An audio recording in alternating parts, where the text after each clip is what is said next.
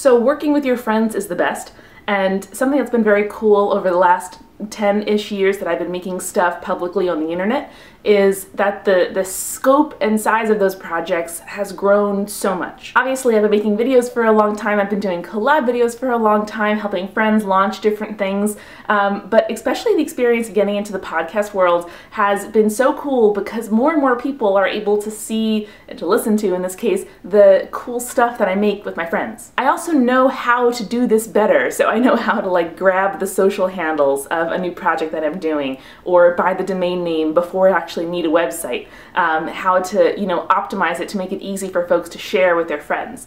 And all of that is awesome, but it also means that there are higher stakes for any kind of friend project. By which I mean, some of them might make money and some of them might get really big, and all of them take more time than they used to. So by trial and error, I have come up with some tips and best practices on how to work well with your friends. It is important to sometimes separate business and friendship. Working with friends is great because you don't have to all the time. You can have great ideas, you know each other's banter, you know each other's preferred styles of communication, and you can make all those things work really well together, and you don't have to get to know someone new. Like, it's amazing working with your friends. But something I found really successful is to have a business chat, to set aside a Facebook message thread or an iMessage thread or an email thread, something where the business talk happens. That way y'all can still chat about the things that you chatted about before you started a project without worrying that at any point discussing last night's Bachelor, I'm gonna have to ask a question about advertising to my friend. And I also go so far as to have business meetings with capital letters.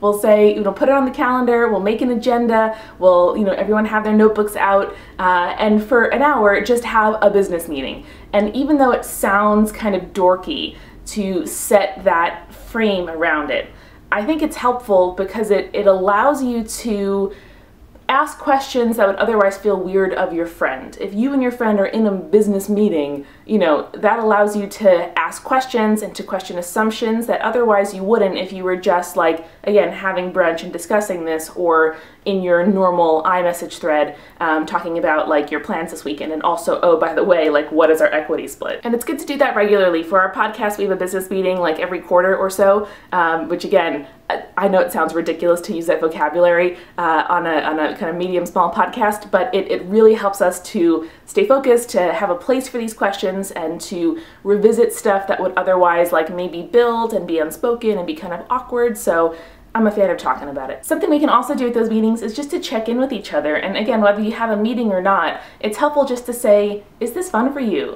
Are you getting out of this what you thought you would? What pain points do you have? What in this process do you dread, and how can we fix that? And at the end of the day, I love my projects, I love my friends, I love being creative, I love shipping stuff out into the world. So anything that we can do process-wise to make this a more sustainable and fun endeavor, we're gonna do. And I hope some of these tips are gonna help you. I'd love to know what projects you work on with your friends. I'd love to know your joys and your challenges, your questions, your tips.